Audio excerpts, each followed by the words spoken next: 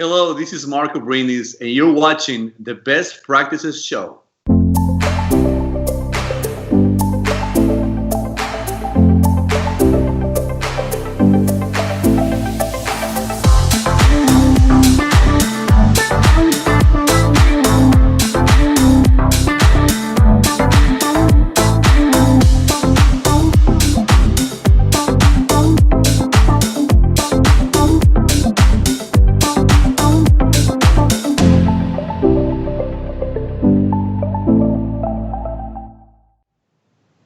Hey guys, thanks for watching the Best Practices Show, where you take a look at the best business practices from the best dental practices all over the world. And if you're growing a great restorative practice, you know you have these patients in your office. And today we're going to talk about a very unique viewpoint from one of the world's experts on this very topic. This could be one of the best show topics we've ever created with Dr. Marco Brindis. You do not want to miss this. This guy is awesome and he's brilliant. So do me a favor, grab a pen and hit the share button. You're going to absolutely love this. Now, a couple show notes. We are shooting this live on Facebook. So as you're watching it, if you have a couple questions, add them to the feed and I'll ask Marco while we have him on here, live, and we'll get the answers straight from the expert himself. Or if you're watching him later on, continue to add questions to the feed. And you'll see Marco's fantastic on social media, and he'll get back to you and answer your questions.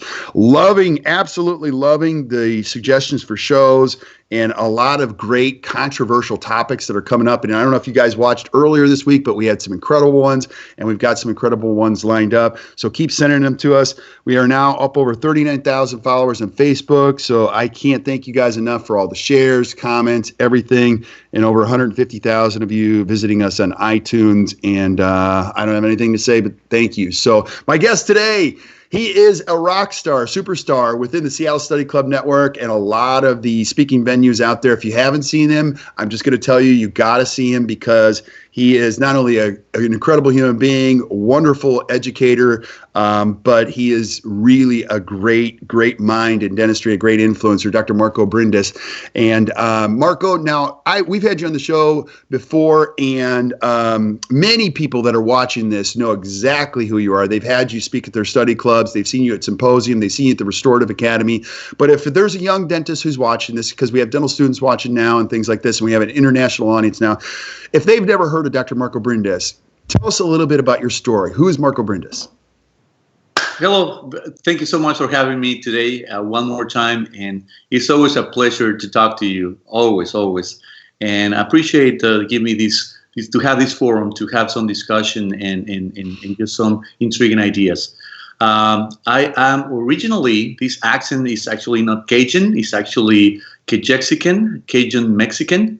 And I was born and raised in Mexico. And actually, I started my dental career pretty much when I was 6 years old, because my dad was a dentist and my brother is an orthodontist. And I grew up really surrounded by dentistry. And, for some people, they tell me that, do you really love dentistry? You can say that word, yeah, I really do, because it has been my life. And really, I know it sounds kind of odd, but yes, it's actually my life. And I love it. And I love it since I really admire my dad for many years. My dad had a really, really tough childhood. I mean, he started he's my hero. So I was raised by a really an amazing person, an amazing teacher. And after World War II, he was actually they were having nothing to eat, and he started working when he was 5 years old, and going out in the coffee fields and just try to bring food to their family with his brother that was 7. And so he started his career when he was 11 years old. He started working as a lab technician. And here's the thing: at 14 years old, he actually delivered his first denture. Wow! It was something else, and it was a very tiny little town in South Mexico. And then he moved to Mexico City to pursue his career of dentistry and study his formal education in dentistry, and with not a single penny. And he moved there, and the way he paid for his books and everything, it was working for the lab students and doing lab work for them. and grew up doing that. And then I saw him, contributing to dentistry so much. And actually, he opened 2 dental schools. And so in Mexico, one for the Army first, and then another one where I graduated from, a private school. And I'm very proud to say that. And so because of that, because he was always surrounded by great people that their lives were dentistry. So for me, there was no other choice. And so I got surrounded by really good mentors in my life because of him. And that taught me to, I have the opportunity to be surrounded by that people. And that I had to continue with that legacy and continue in embracing that and hoping that others get to feel the same way, because it's a wonderful career and it's a wonderful field that you can help others in many ways. And the topic of today is one of my most favorite topics, because it is about a problem that really can hurt mentally and emotionally another human being. Yeah, absolutely. Now here, I want to just add this too, because this is your story is an amazing one, Marco. So 2 things. Number one, I just want the viewers to know you're not only a speaker and influencer, but you're also at this LSU School of Dentistry, which is an amazing institution, and a very important leader there. You also, as a very young age, while your father was doing all these things, he had the best minds in dentistry coming. So like, you knew Bill Robbins before you were a dentist. Like, that's pretty amazing. Like, so this didn't just happen for you. You had the unique opportunity of a lifetime of all the best minds coming to you and getting to know these people, right? Absolutely. And I met Robbins probably when I was in the 12th, 13th grade, 12. And I remember I was a little punk, and then the first thing he taught me, it was to water skiing. Really? One of the best minds in dentistry taught you how to water ski first. Okay. He's awesome. He was, and that was the first time I experienced how incredible teacher he was. Uh-huh. It was back in Monterrey, Mexico. And he taught me how, and I really picked it up, and he was kind of impressed that I was very focused on really listening to him. And that's how we started a really great relationship.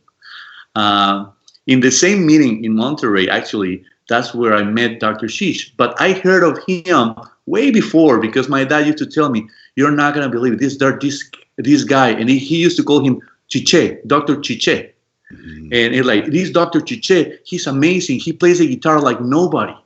And I was just like, wow, he was so impressed with that, how focused he was, how dedicated he was. You have to see him, And finally, I got to see him after being in private practice for 5 years. And I saw him, and I was just like, it blew my mind, And that's when I decided to move to New Orleans to learn from him. And at the time, it was like Ariel Regrowski, Sadana Bishai, Marcus Blatz at the school. And oh my God, I mean, to have the opportunity to learn from these guys, it was outstanding. So, like I said, I was very lucky. I have been very lucky in my life, and now just keeping the tradition. I want more people to feel what I felt. That sense of being taken care of, and really have some great guidance through my life. Yeah. Well, you're definitely doing it, my friend. You're definitely doing it. Now, let's go into the topic, because I love this title that you came up, Kissing in a Denture. Now, let's give everybody a perspective of what you mean by the title and why this is so important before we get into the details. Absolutely. I have to say, I stole that name from one of my former students in LSU, and now he's in Utah University, and his name is Mark Durham. Okay. And he has devoted his life now to really take care of. He said one very powerful statement at some point. It was I think it was 10 years ago. He told me, Marco, I'm going to devote my life to cure edentulation. To cure edentulation. There's no need. We cannot let this happen. We cannot have patients with no teeth. And that's when the first time I saw that statement about kissing in a denture. Is the way he named one of his lectures. And that's where I'm getting this concept from. And it just makes so much sense. Kissing and the denture. What is this about is it gets you into the perspective of put yourself on the other side, being the patient that has no teeth. Mm-hmm. You know? And now, I mean, first of all, they're miserable. You know, they're mentally ill, emotionally ill, socially ill. They're afraid. They have a lot of anxiety. They don't have the right nutrition, and then in general they're in really bad shape health-wise. Mm-hmm. And then what we have been doing for them for the longest time is to give them a denture. So it was like, is it the denture the really standard of care that we have to offer to our patients? And I understand it's good thing. However, you really don't take care of many of the issues that we have with the edentulous patient. Right.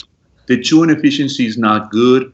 It is proven. There's many articles showing how an edentulous patient with denture, actually, they start creating more changes in their muscles of mastication, and start making them actually more powerful, because the brain start noticing that they're not getting enough nutrients to the body, that it start increasing the power. So they're actually wasting more energy, but at the same time, the chewing efficiency is actually 10 times less faster. So if you have a patient with teeth and a patient chewing the same food with a denture, you know, the one with teeth is gonna finish. If it takes you 10 minutes for a dentate patient, it's gonna take 100 minutes for a patient with teeth. So what you end up doing, you're not gonna spend that much time eating, so you're gonna end up eating less. And not only that, not really masticating enough, and they start having gastritis and other health problems is because of that. Right. Now let's put both of those together. I love this topic, kissing. So we're going to talk about the perspective of the patient, but I also want to talk about the perspective, if I'm a young dentist watching this, the realities of these patients come in, they're edentulous, and you got to put this puzzle together for them. Like even on Monday, you had a patient come in and you had to put the puzzle together, and they had seen 3 incredible mentors. And and so let's talk about the difficulty as a dentist when you're seeing a patient like you did on Monday. Yeah, so it's just like, and going back to my dad, I mean, he taught me so much. He was so fast working with dentures and everything. But when you have the implants, that's definitely justified to have implants, because that really brings a completely different perspective for the patient. You know, and that's the concept of kissing a denture. Imagine yourself with a denture, kissing somebody, being intimate with somebody. Imagine that. And actually, I imagine the patient having a lollipop inside and clack, clack, clack, clack, clack, clack, clack inside of your mouth. Imagine that feeling. So because of that, I really have a lot of, I agree with my friend, Dr. Durham, and we have to do something about that. So. But we have solutions now. I mean, we have the implants, and they have been wonderful. I mean, Brandenmark started doing that in the 60s. Treating the lower denture was never good. I mean, everybody knew that. And he was able to have something completely implant supported. And we have been following up on that for the longest time. And it has such a cornerstone in dentistry. And that's amazing. So later in life, we kind of start applying the same concepts for the maxillary arch. But then we started looking after those maxillary arches were restored. We started noticing that it's a completely different animal. It's not the same as a mandible. It has other types of requirements that it need to be addressed for the patient. So let's put an example of the patient that I saw on Monday. Okay. This patient, he calls me. He's like, Dr. Brindis, I got recommended for one of your former students that is in the area, and he told me to come see you because I'm very confused on what to do. I've been treated by these 3 dentists, and all of them outstanding clinicians that know exactly what to do, you know, but there's one that the patient has to travel all the way to Pennsylvania to get follow-ups and to have maintenance. And so the patient's starting to get tired of trying so far, so she's trying to find somebody to take care of that. Mm-hmm. This is a problem. The patient, let's see what the patient has, okay? The patient has a maxillary screw-retained zirconia prosthesis, all right? Full contour zirconia prosthesis. Mm-hmm. Against a lower mandibular conventional hybrid plastic with plastic teeth, right? That at some point it was a head bar type of removable prosthesis. Mm-hmm. But the patient got tired of having to replace the part so often. And remember, the patient has to go to Pennsylvania. So and you know how it is with the head bars, the plastic parts. They wear off, and I cannot tell you how often because in every patient is different. Mm-hmm. But in this particular patient, it was pretty often, like every 3 months or 4 months, and they have to take a flight and go there. Finally, got tired of that, and they decided to convert that into a screw-retained prosthesis, okay, plastic. So the patient comes to me. What's the problem? She's having some concerns. First of all, he's having some wear on the lower dentition. He's having some staining over there. That's two. The patient is complaining like, Dr. Brindis, I'm the neatest person in the world. I became a dentulous in my 20s. Mm-hmm. The patient is now 70-something, the early 70s, all right? So the patient has been a dentulous since he was 20-something. So for her, it was a completely big change in her life to finally have something fixed to chew with, you know? But now, here's the thing, and that's what we see all the time. We see on these symposiums. I remember in 2002, I did my first screw-retained prosthesis. I placed my own implants. I delivered my immediate denture prosthesis. I did the whole thing. And you know something very, very, very, very, very interesting. Happens that was my most successful hybrid prosthesis. Really. Really? You know why? Because I moved to New Orleans. Because you moved to New Orleans? Yes, because I never got to see my patient again. Oh. You see? I see. But the patients that I get to see again, I get to see their problems and the complaints and the things that they have to go through. So going back to this story, my patient is telling me, man, I had such a hard time to clean this stuff, you know? So you have one doctor that tells her, you know, you have to change that lower arch because you're gonna continue wearing that bottom teeth, and it's too often. I mean, it's completely different materials. Zirconia is of course a lot stronger than plastic, right? Right. So if you don't change that, that's never gonna change. It goes back to another prosthodontist, the one that he was kind of like doing the head bar before, and he says, no. You need to keep that plastic. It's for a reason. You need to keep that plastic because we need to control the failure, you know? He's like, what do you mean control the failure? So now the patient is asking me, what do you think? Another concern, aesthetics. So when the patient smiles real high, that she doesn't do that. And the reason why is because of the transition line in between the prosthesis and the natural gingiva. Mm-hmm. So that doesn't look good at all. Mm-hmm.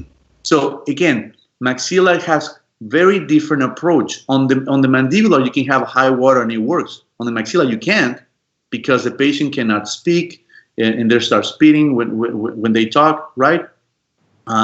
So then you have to have contact with the tissue. That makes it really hard to clean.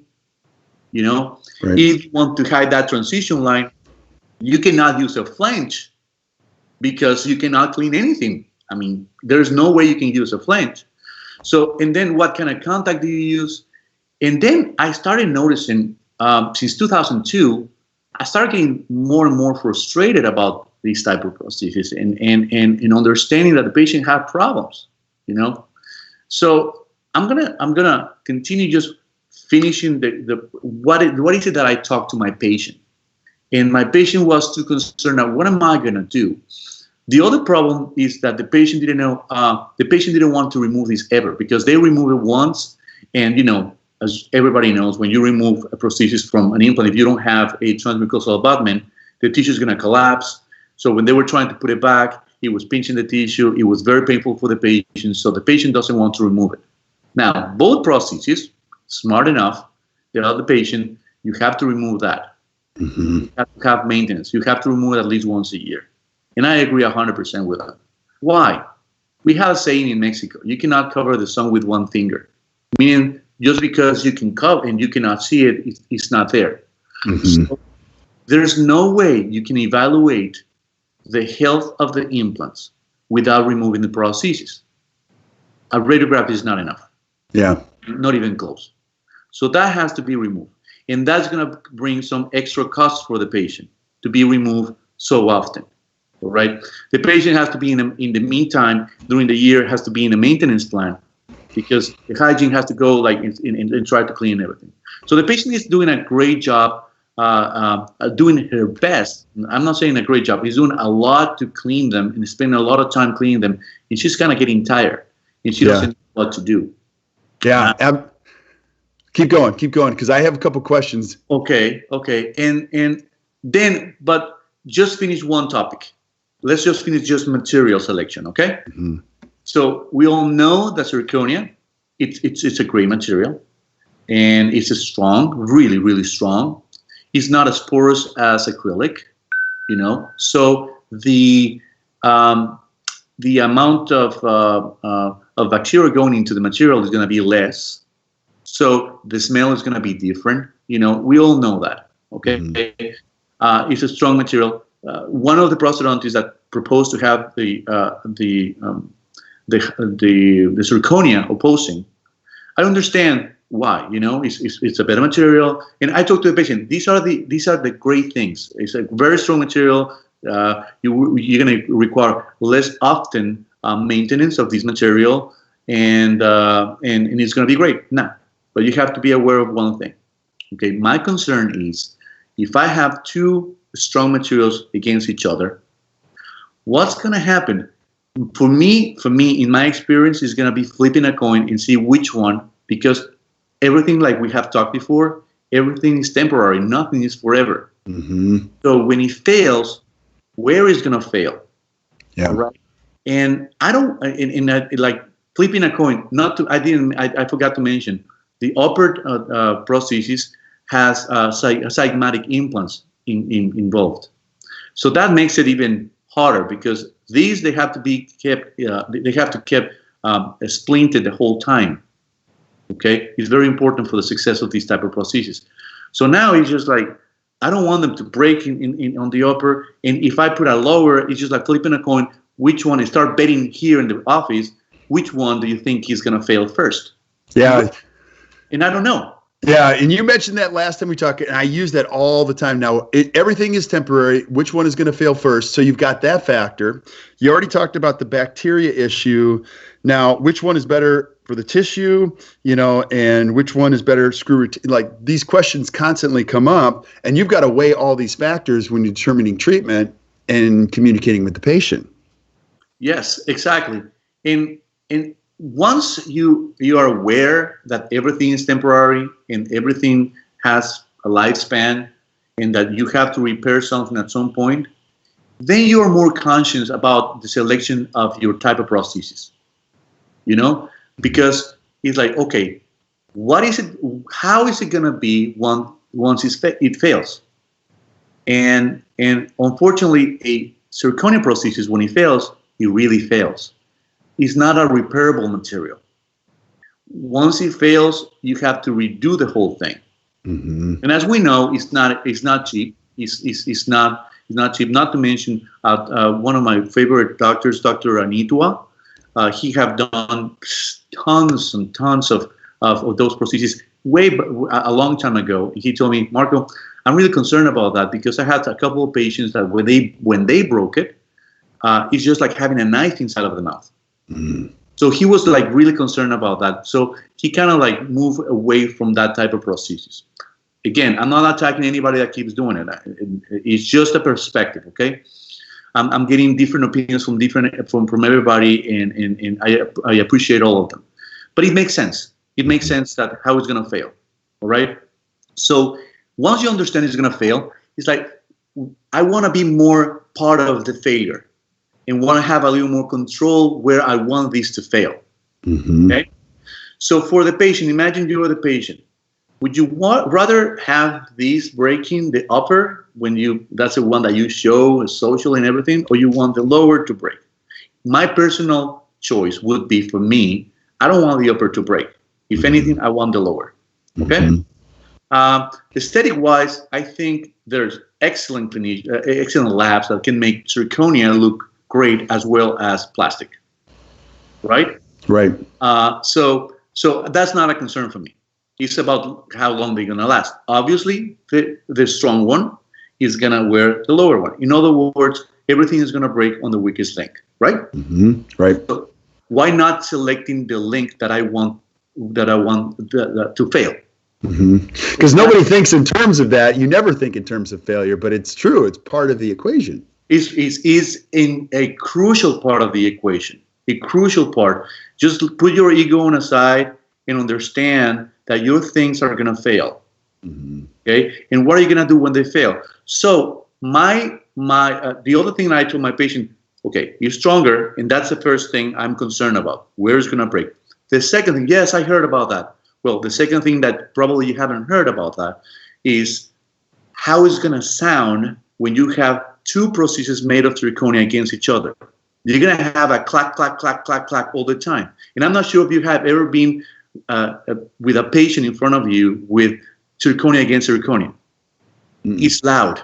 And you can hear it. I mean, if you're talking to that person, you can hear the clack, clack, clack. Imagine how it's going to drive the patient nuts to have that clack, clack, clack. Nobody really talks about that, but it's a true concern. And I'm not just coming, just like lying about that. I'm just saying stories from my patients and what I have actually seen happens. Yeah. Okay? So that's something. And when I told the patient that, thank you so much. You just made my decision. Now I understand. I don't want to have that clack because I know it's going to drive me nuts. Yeah. So at that point, the patient decided, you're wrong. You're right. I mean, you're going to have, and I told her, right now, how long is it going to last? I don't know. I really don't know how much it's going to last. But I can tell you, guarantee you're going to have to replace that and rebase it and probably have new teeth at some point. Okay? Yeah. And we got a great question from our resident watcher whose name's Deepak. He's always asking great questions. And you're in the education world. So, Marco, he asked this question. Do dental schools presently devote enough time to teaching how to treat the edentulous patient? Or does one, like yourself, have to supplement that education with additional training? What's your thoughts on that? That's a loaded one. It is a loaded question. I think, there's actually, if you don't know this, there are actually some programs that actually are, some dental programs that are actually eliminating from the curriculum dentures. Why is that? I don't know. I'm guessing is because perhaps they want to leave that up to the prosthodontist, to a specialist. And I really don't want to say it, but I'm going to have to say it. I think this is a problem for everybody, for any restorative dentist. This shouldn't be a problem for a prosthodontist. If we want to take care of, if you don't know, we are close to get to 40 million edentulous patients in the United States. 40 million. That's going to be in 2020. Okay? To take care of 40 million people, you need more than just prosthodontists. And my main concern is not protect my specialty. It's the ultimate goal is to protect our patients. Right. Okay. So perhaps that's one of the reasons that they want to leave it up to the prosthodontist. In general, with the education that we got in dental schools, in general, we get techniques that are really valid, but sometimes they're not so updated. You get the conventional border molding technique with conventional materials and the conventional custom tray and the 5 to 7 appointments to get to the final result and all that. when actually there's other techniques that actually with the new technology, we can do things faster and better. And there are great techniques out there. So answering to your question, I think that there's a lot more to offer and there's a lot more to learn. I think you get the basics, and in most of them, you're going to get good basics of how to treat the edentulous patient. But if you're going to, I don't know any program, but I don't know all of them, and not even most of them. But I don't know for the ones that I know, any program that actually teaches implant supported prosthesis as part of the curriculum for everybody. There's some electives and everything, but not for everybody.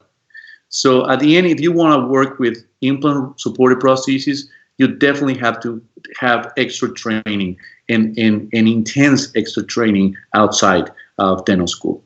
Yeah. What other considerations, if I'm a young dentist watching this, Marco, what would you tell me that I need to understand about kissing an denture, taking the perspective of the patient? Well, always try to just, instead of listening, it's great to go learn to the meetings and our specialty meetings, and it's great to hear the opinions from the leaders and tell us where things are going and how to improve the techniques. But we have to spend more time on listening to the patients, and because there's not too many articles showing these problems that I listed that this patient had. They don't talk too much about that. They focused a little bit more on the technique and how to perform that, how to plan it, but not on what's going to happen when he fails, the concerns of the patient from halitosis. It's a really big concern, let me ask you, just picture yourself at one day that you were so busy that you haven't been able to brush your teeth. How uncomfortable you feel when you start talking to people like they're close to you. Oh, I'm telling you're talking to people like this. You're even cognizant of the fact that you need a piece of gum. Even when I'm coaching 5th grade football, I'm like, oh, I got to have a piece of gum in, or the kids are like, whoa, so I couldn't even fathom, on the edentulous patient. Now, the other thing too, Marco, I can't stop thinking about this. You talk about 40 million people. These patients are going to be living longer than ever. 1 in 3 babies that's born today is actually going to be living to 100. So this 40 million is going to grow exponentially. And these people are this is not going away. This is going to continuously show up in your office. I don't care if you're a general dentist. I don't care if you're a prosthetist. I don't care if you're an orthodontist. You're gonna see these people coming into your office. You're gonna be like, whoa, this problem's not going away. So it's going to be very important to understand, listen, and be able to provide the right care for these patients long term. Absolutely. Going back to my patient from Monday. She got her prosthesis done in 2004. Mm-hmm. Okay, so it's been, only 14 years. Right. All right. She got him when she was already an older person, but there's many patients that there are dentulous at 40, and that you're gonna give these type of prosthesis at 40. These patients is already very frustrated after 10 years or 14 years. Imagine the patient that has to live these for the rest of their lives for another 40 years, 50 years, 60 years. So it is great that we have this baseline, but from there, I think we have to come up with better solutions. Mm-hmm. Okay, and just to be honest with ourselves, understanding our limitations, that's the only way that we can continue growing and finding better solutions for our patients. Accepting the mistakes, not the mistakes, accepting the limitations that we have, and accepting the reality that we are not Superman, we are not perfect, and things are not perfect in life, and that accepting that we can move on to learn better ways to do this, and we are, in a way, we are. However, I think we are not changing completely the concept. For example, screw retain is a screw retain. The screw retain means that it's going to be there 24/7. Mm-hmm. Prosthesis that is going to be 24/7 in an edentulous patient. Like I mentioned before, it's proven that these patients are going to start creating more forces than the dentate patient, and more forces that they're going to be applied during the night and during the day, 24/7, with no proprioception. Yeah. Okay? So these things are going to break. I mean, they already broke their own teeth. These things are going to break. And not only that, these things, they're hard to clean. They're really hard to clean. And there's a lot of limitations that we have in the maxilla. We're based on how much resorption we have. So, for example, most of the time we have a resorption on the facial, right, on the maxillary bone, all right? And then you try to reposition the teeth forward. What's going to happen with those teeth and in relation with the bone? You're going to have a big step. These are the teeth, and the bone is right here. You're going to have this big step to get into to clean your implants. That's a big limitation. Yep. That's a really big limitation. The transition line, what do? Well, one thing for another. Either you have to hide that transition line, you have to cut off more bone. And my concern of being too aggressive with bone reduction is like, what are you going to do if this case fails completely and the implants fail? Now you're going to end up with nothing. Right. And in zygomatic implants now, and it's like, I mean, I know we have solutions. However, do you want to have zygomatic implants in yourself? I don't want to. No. It's great to have that option when there's nothing else. I agree 100%, and I'm very grateful that there are people, experts, that are doing that technique, and it's great. Right. But I don't think it's plan A or B is like really far down when nothing else can be done. Right. You know? So we have to be very careful thinking of what's going to happen once we jump into these cases and like, oh, let's hide this transition line, let's cut off more bone. Be careful. And I know that there are other clinicians that feel like me, they feel uncomfortable removing that much bone. Mm-hmm. Yeah, and this is a very dynamic environment, dentistry and learning. I mean, it's changing faster. We've got digital more than ever. We've got, at the intersection ahead, I'm going to do another show with you. We're going to talk about zirconia. The materials are getting better. We also have your friend who's eradicating or trying to the edentulous patient. So there's a lot of things that are on the horizon. There's never been a more exciting time to be a dentist, but you said it earlier, we've just got to embrace the learning path and really listening to patients, because it's going to be unbelievable what we can do for these patients, but putting this puzzle together with all these things is going to be critically important. I'm excited to do the one on zirconia because that's a very controversial one too, that you and we're going to talk about the science of that. So, and Marco, you and I are both very passionate about this, but taking the learning path on this is critically important. We're both passionately involved in something called the Seattle Study Club. Just talk about the learning path when it comes to the edentulous patient in the future. You got to be involved in the Seattle Study Club, something like that in the future where you're getting the best information from people around you and applying it every day in your practice. Absolutely. I think I have learned so much from being involved with the Seattle Study Club because, it's not only the lectures, which are amazing, that symposium is amazing, the presentations are in the top of the line, the best you have ever seen. They're getting better and better, the quality of the presentation, the quality of the delivery, but that is nothing compared of the community. Mm-hmm. The community that you surround yourself with these people that having a conversation and going through the real life dentistry, which is talking about our failures, talking about what's going on, what are your frustrations and everything. And you go to the symposium and you end up in the same table with Bob Marges, with Bill Robbins, with Jerry Sheesh, and they sit down and talk to you, and it's like, it's not you're here and you're here. We are all in the same mix of the great community that keeps growing together, and that's so unique and so wonderful about the Seattle Study Club, the way we have this community, and that we help each other, that we love each other, that we are a family. We have that sense of family. You have been, so many. This is going to be your fourth time at the symposium, and oh my God, I don't know too many that can say that. Well, I've been to 10, but this will be the fourth one I've spoken to. And I'm just grateful. I mean, like you said, Marco, it's a very special community of people. I couldn't imagine being in dentistry without that. So I'm just going to say this. If you're watching, you guys already know we're big fans of it. Just go. Marco will be there. I'll be there. Bob Marges will be there. You get to see the best clinicians in the world. So we put a link in there, Seattle Study Club Symposium.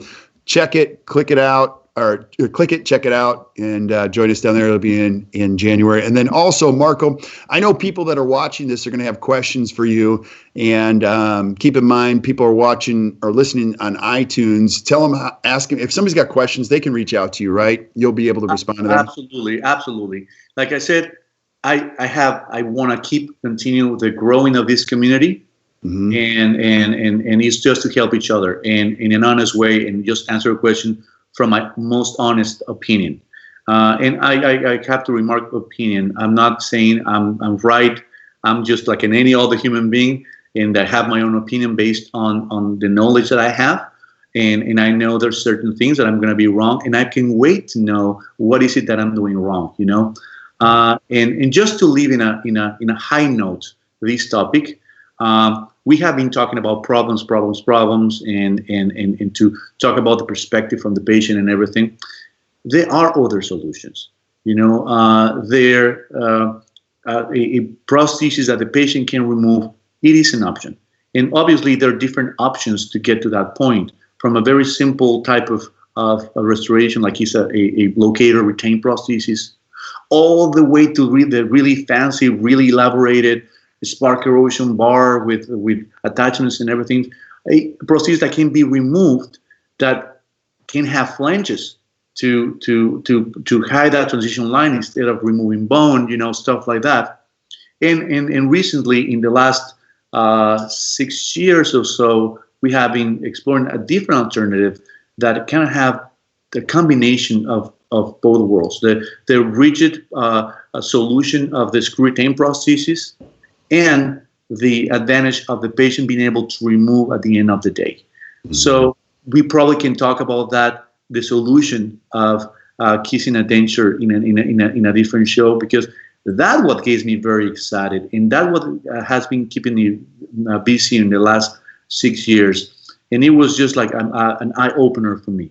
And it's something I learned in Germany like in 2009. And but it has been done for a long time, since 1993 in Germany. But we kind of didn't have that approach here in the United States. So and again, with their limitations and everything. But I've been very excited on exploring this new way to have the good things that you get from the screw chain, which is great, but as well to taking care of the problems that this person experienced with cleaning, transition line, and materials. Yeah, so we're going to do that show. So we'll do one on the treatment planning process and the nuances of it, specifics, and we're also going to do one on the zirconia, which we'll schedule too. So good stuff. Marco, I am always grateful for all of your expertise, knowledge, and you're just a great guy. So I'm just going to say this: if you got a study club, or if you're a part of a study club, and if you're not part of a study club, be part of a study club. But if you have a study club, you're going to want this guy to come speak, because everybody's raving about him, and you can see why. He's just a great human being, practical solutions, things we can use all the time. And Marco, I know people are going to reach out to you, so I encourage you guys to do that if you're listening. Keep sending us suggestions for shows that you guys want to see, whether it be from Marco, which again, we're going to have him back, or other people. We'll line those up. And until we see you next time, keep watching the Best Practices Show. You guys enjoy the rest of your day. Thank you so much, man.